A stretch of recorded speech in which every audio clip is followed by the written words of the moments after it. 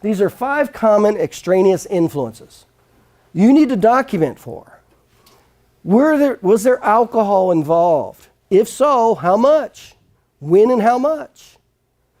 Next, what is the relationship of alcohol? It's not going to help you, okay? Essentially what's happening is now the blame goes on the patient to some degree, that he's responsible because there was alcohol involved, because it affects the senses, okay? But why do I want you to document it? And if it's there, I want you to say it. Credibility. You're exactly right.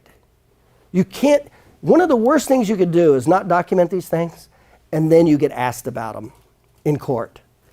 You are up a creek right now. You didn't document alcohol, and alcohol's involved, and then you're in a stand, and turns out the person had was a DUI, and you didn't know that. You are, oh man, your credibility is unbelievably shot. So it's credibility. What's the next one? Pharmaceutical drugs. It's the same thing. It's for credibility. Pharmaceutical. What was it? How much? Okay. Next one, recreational drugs. Common one's pot. Okay. Sleep deprived. Common one with that when I was in practice is they work 3rd shift. They get off 3rd shift and then they're on their way home or whatever, and there you go.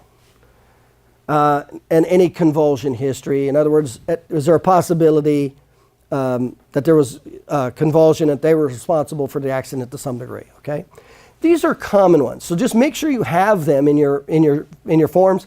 I'm telling you what I would do is I just have this a separate form. Have the 5 common injury mechanics down. So you got the 5 basic mechanics. Where was the patient sitting? Were they hitting the front, back, left, or right? And then have all those injury magnifiers separated out, as well as the extraneous influences.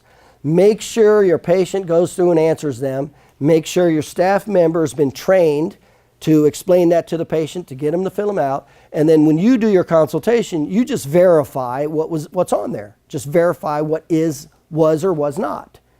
And there you go. But you will always have injury magnifiers. I can't think of a case where you won't have any. You'll have a minimum of 1, up to 3. Of the first 3, you'll definitely have 1 out of the 3. But out of these 14, you could have up to 4 to 6 injury magnifiers. 4 to 6.